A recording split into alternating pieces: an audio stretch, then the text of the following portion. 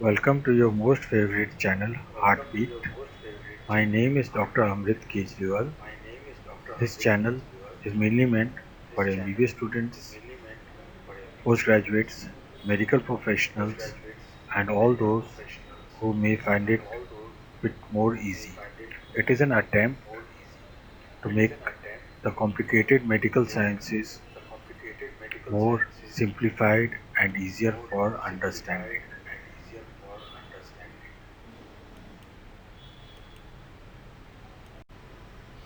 Today we'll read something about the jugular venous pulse.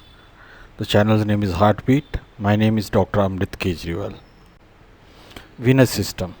It contains 70 to 80% of the circulating blood. Low pressure zone 3 to 7 millimeters of mercury. The JVP. It is seen in the right internal jugular vein. It gives an idea of the venous tone, volume of blood in the venous system. It gives an idea of the right heart hemodynamics. During the systole, it gives an idea of the right atrial pressure, and during the diastole, it gives an idea of the right ventricular filling pressure.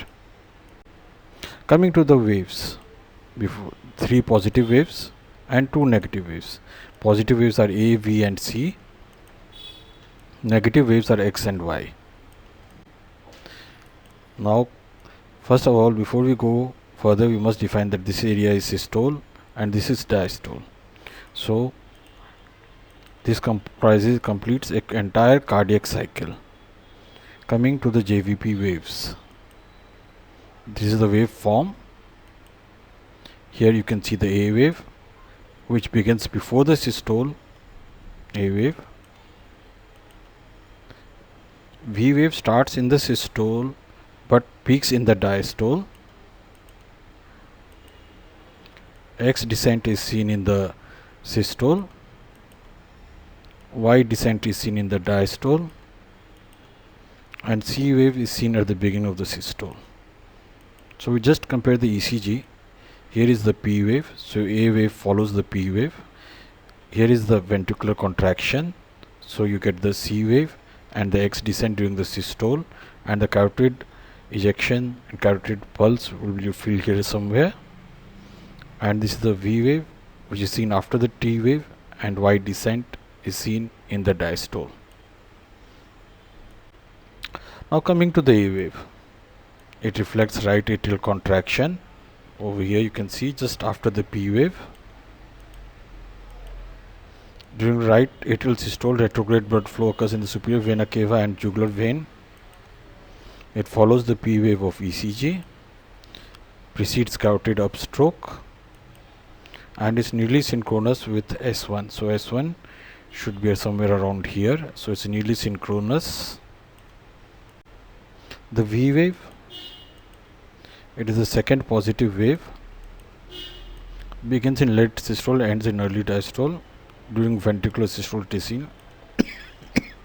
Continuous blood flow in the right atrium causes the V wave, and at that time the tricuspid valve is closed. Synchronizes with the carotid pulse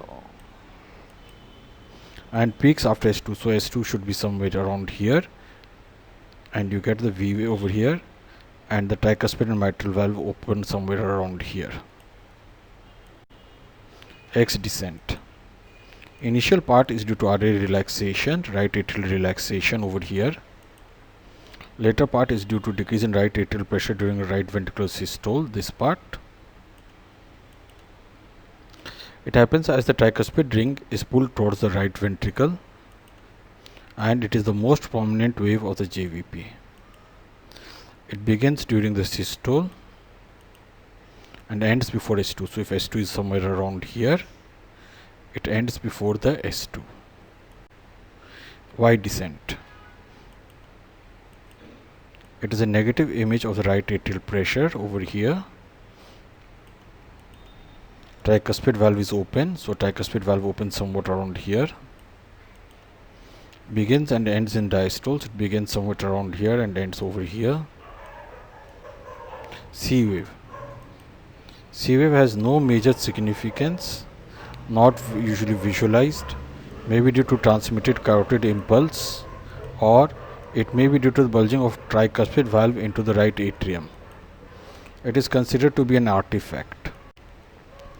In atrial fibrillation, there is no forceful contraction of the atrium.